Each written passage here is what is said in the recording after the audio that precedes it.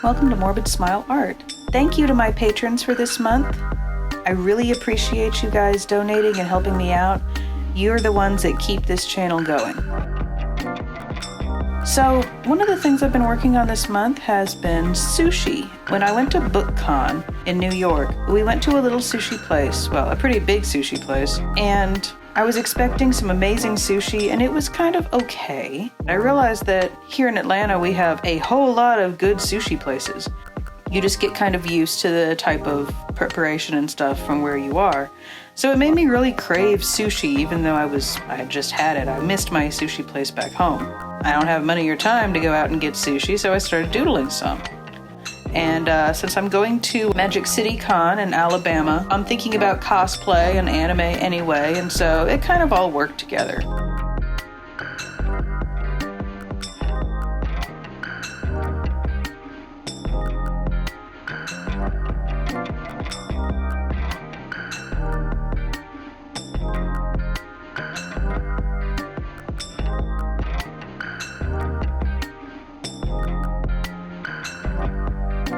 What I do is I'm outlining them with my 005 micron pen. It doesn't move under alcohol ink markers, and then I am adding the color, and then I'm going back over them with thicker micron pens, and then I am outlining them in black to create the little bento boxes, and then after that I am adding gold leaf. I'm using faux gold leaf. I'm not using actual gold leaf because these are going to be bookmarks. And I want them to be okay whenever they are, being used in books and used on a regular basis. So, that's my process here, and that's what I'm working on.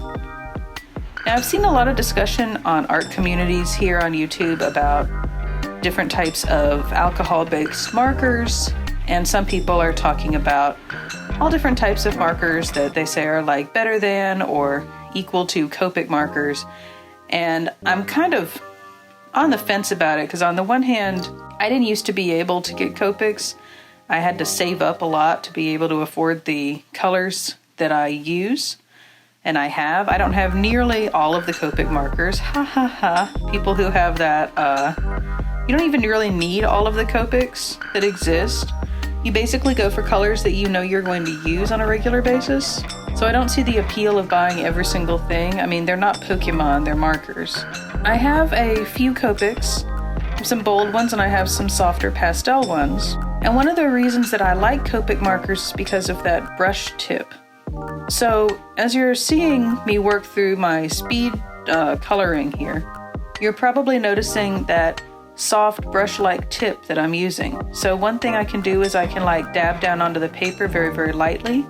And if the paper is soaked with ink already, it'll soak it up and like spread it around. And then I can take a lighter color and move it in and create a soft effect.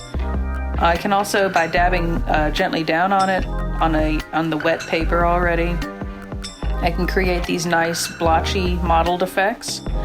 And that makes for a type of texture that's very similar to what you would find in real life. It's the kind of thing that if you're not using a brush tip alcohol marker, it can get really, really difficult to get that nice gradient. I know, I've tried. I had Ohuhu markers, I've had Prismacolor markers. Gosh, I've used Sharpies before. Nothing really comes quite close because, again, that brush tip, how highly pigmented and damp. If you touch the tip of a Copic marker, it's very wet.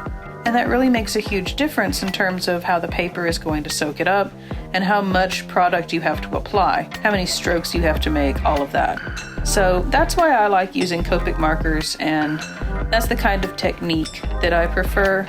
I'll do the light feathering, very gentle little flicks of the pen to create a more blended, soft effect. And then I'll do that dabbing in order to create a more mottled, textured look. Now you'll notice that I'm using my Posca pens. These are acrylic paint markers, and I find that I can get some really nice lights in here, but it also adds to that mixed media raised effect because the acrylic paint lifts up off the paper, and so it creates more of a three-dimensional textured look to the piece. even if you're not noticing it immediately, you do notice the shadows and the contrasts a little bit. So I'm using that in white for the highlights and in red for the little garnishy fish egg pieces that are on the different pieces of sushi here.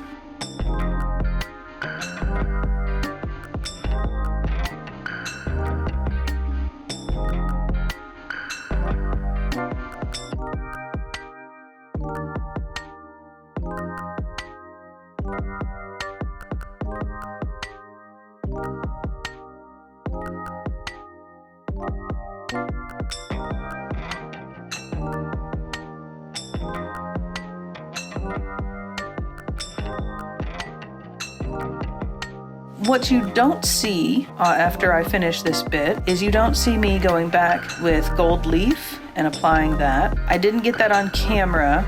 Now the gold leaf is pretty nice. It's going to give that a nice look.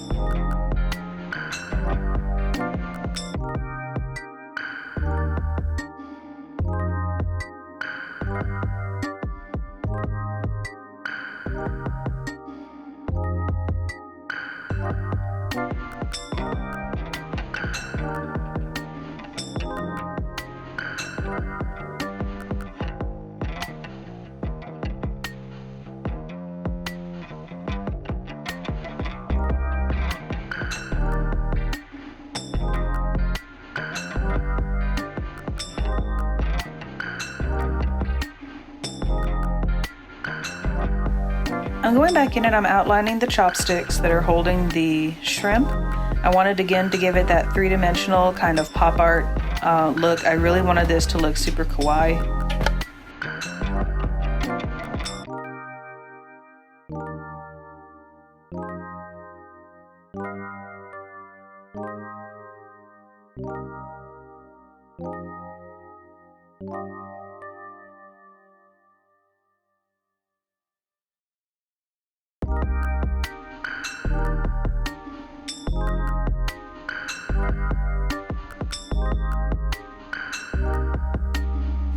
After I outlined everything, I went back and outlined the whole piece in black, and you can see how the gilding looks.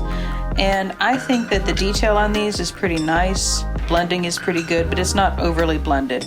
So it has that nice pop art kind of feel. I'm really proud of these.